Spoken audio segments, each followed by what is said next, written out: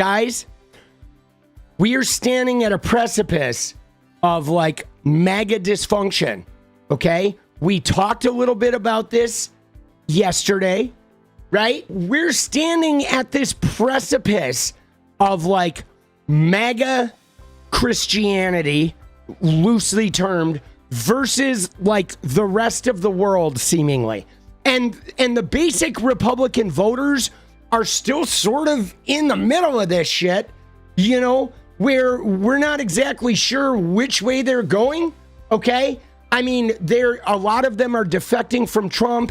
A lot of them are like, you know, sort of opting out, at least online. There's a lot of skirmishes, but it seems like Erika Kirk is like going to the fringes, okay? They are going to the fringes. She did this thing at the Harvest Church with Greg Laurie. He has got multiple lawsuits about SA and trafficking in Romania. She has had some stuff with Romania. But look at this statement, guys. Look at the statement that this woman just made right here. Erika Kirk calls anti-ICE protests demonic. So let's listen to her clip, because it's not even with her just saying the protests are demonic, but it's her general demeanor when she is discussing this event. Now, what makes this so troubling, guys, is that this is a supposedly like Christian thought leader. I know I hate saying that, but if we were to look at the landscape of American Christianity, she is a Christian thought leader at the moment. She is the CEO of the biggest child grooming organization that Christianity has right now, TPUSA Faith. They're trying to get it into every high school, every middle school. She is like just a focal point of the new Christianity. Now, she's basically saying, if you're upset that masked marauders are like dragging immigrants, kicking and screaming, and American citizens kicking and screaming out of their houses, out of their cars with no warrants, breaking the law, shooting them in the face, you know, cutting their seatbelts and shattering windows and pulling them from their vehicles. If you're upset about that kind of treatment towards immigrants and or U.S. citizens, you are demonic. What? Right? What does that even mean? Okay? Because at this point, she, as a Christian thought leader in America, is somehow so detached from actual Christianity and Jesus. She talks about him. Oh, the light of Jesus. Oh, the body of Jesus. I got to bathe in the glory of Jesus. But then literally her idea of like Satan and demonic is literally like, if you disagree with MAGA, you're demonic. It's not even about Jesus anymore, because there's no way, okay? There is no way. I don't care what religion you are. I don't care what kind of Christian you are. There is no way that Jesus Christ, if he's real and is the Son of God, would look at what ICE is doing and cheer for it. There's no way. If Jesus Christ, the Son of God, the creator of humanity, watched what these ICE agents are doing to their fellow human beings, the rage, the animosity, the pure like disgust they have for human beings who are simply here trying to like have a good life, trying to do better for their family and, you know, maybe help some people back home, Jesus would be sickened by it. He would be sickened by it. He would be like standing in front of the convoy, sacrificing his own life to prevent it. But here is what the MAGA Christian thought leader has to say. Videos that came in to that chat, awkwardly enough, was a clip of Rachel Maddow and Jimmy Kimmel. I can't even believe I'm saying their names in a church, but together. But it was interesting because he asked her the question, do you think these protests are helping? Personally, I do not. I think it's demonic. But I understood the sentiment of what she said. She was trying to explain the 3.5% rule. And she was basically saying that, in political science jargon, she was basically saying that when you have 3.5% of the population protesting peacefully, and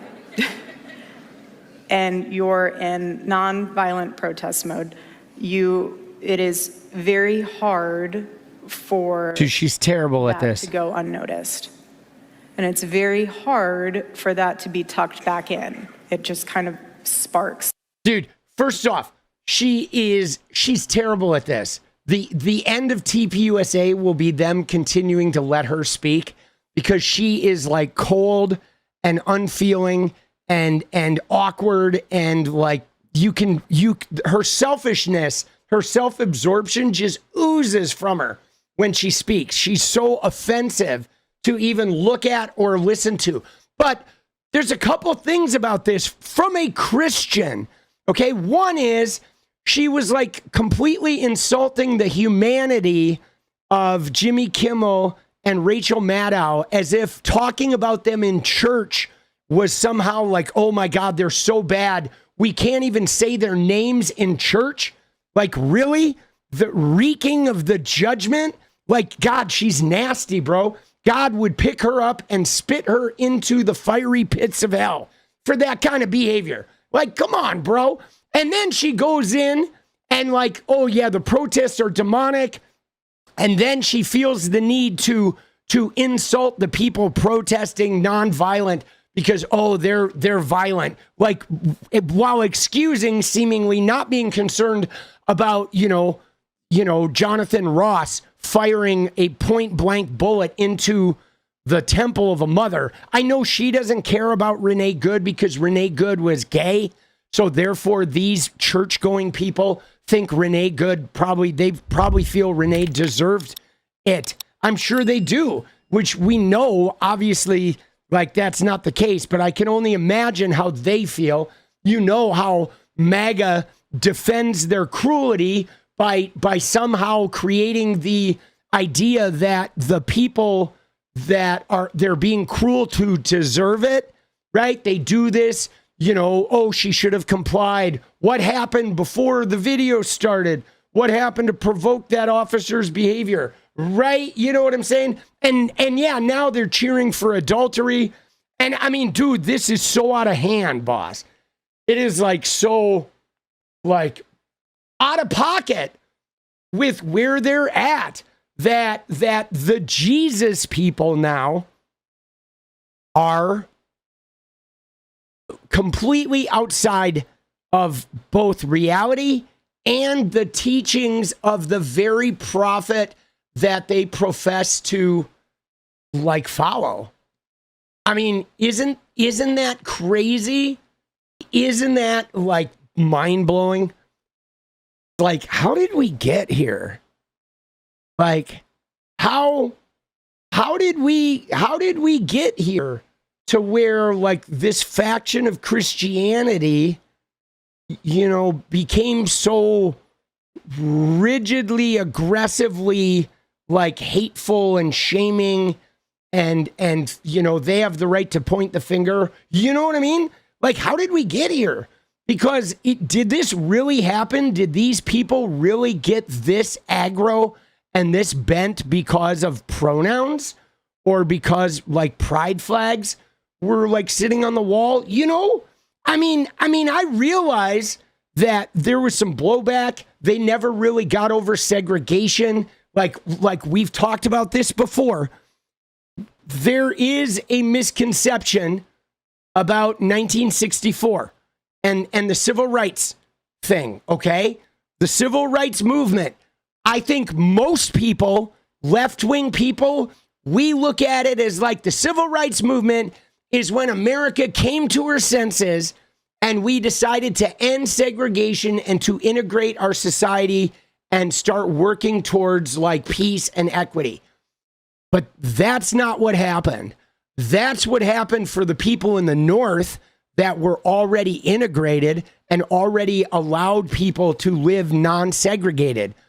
In the South and in the segregated areas, the deeply religious areas, they were forced to integrate. They didn't want to. They resented us for forcing. They felt like the government made them do it against their will. And they did it begrudgingly, simply to avoid prison. And they never got to a point of like wanting to be integrated. Okay? They did not. Right? Yeah, no, they're still fighting it. They're still having those battles. They have never gotten over this. They have never forgiven us being the Democrats and or the government that when they don't control it. They have never forgiven the government and the Democrats for forcing them to integrate their society.